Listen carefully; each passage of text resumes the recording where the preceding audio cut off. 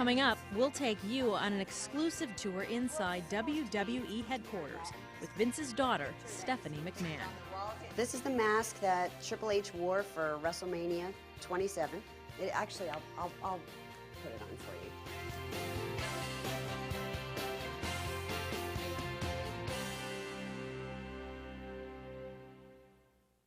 Stephanie McMahon started out at the bottom, answering phones. Today, she's EVP of Creative Development and Operations.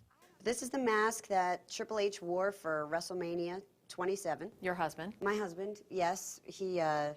This character was based on the Frazetta painting. It's not very heavy. It's not very heavy. And, but it is frightening. Actually, I'll put it on for you. You ready for this? Okay, let's see. It's gonna mess everything up. Yeah. Yeah, that's really nice. Good, right? That's very flattering. Yes, that's my look. I'm sure your kids would like that. Yeah, they do.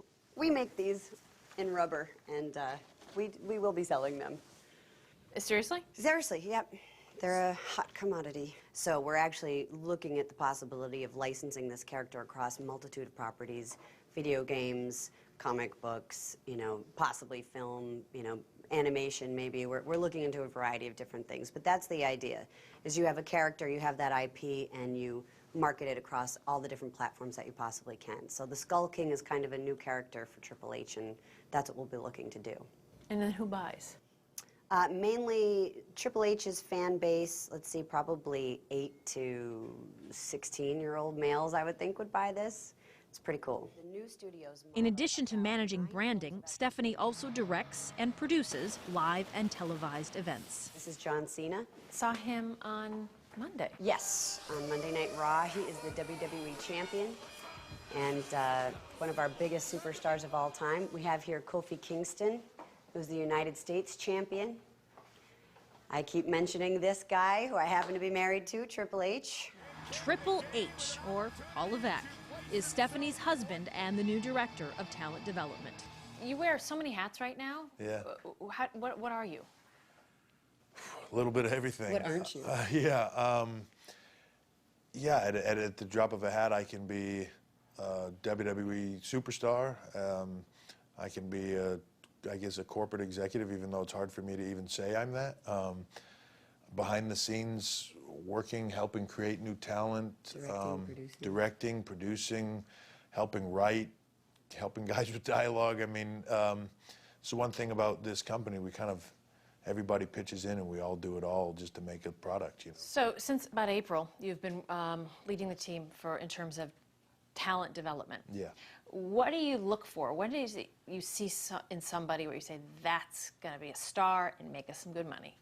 First and foremost, I look for charisma and personality. It's funny, it's almost, we call it the X factor.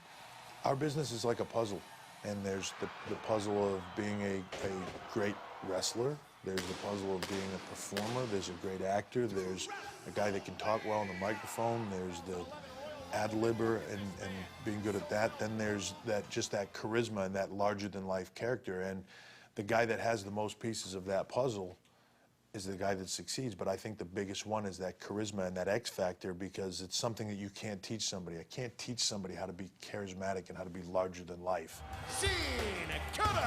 Sin Cara is one of WWE's newest superstars. You've recently brought somebody on the team who kind of is quite different than the rest of your teammates. He's a Mexican, he's a luchador in Mexico, and he's an incredibly gifted performer. He does amazing aerial feats and all kinds of moves that people have never really seen before. And he wears a face mask with actually no eyes.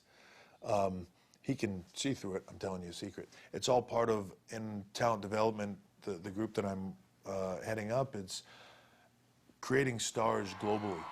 We are truly a global company that in every corner of the world, people understand what we do, and they love what we do. Still to come, Vince McMahon as a boss. Would I be scared to work for you?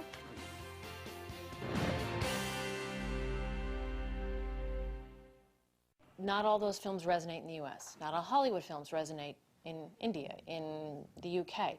How is it that you're saying that this product resonates everywhere? Two men step into a ring. Or women. Or women. One guy pins the other guy to the ground for 3 seconds, or he makes the other guy give up. One guy's good, one guy's bad. Yeah, one guy's good, one guy's bad. It's the most basic story. It's Cain and Abel. It's, you know what I mean? It's the most basic story that there is, and it translates because it's not necessarily cultural. It's like to your example, Bollywood doesn't resonate here. Hollywood movies don't necessarily resonate there, but they both understand what we do and they both love it.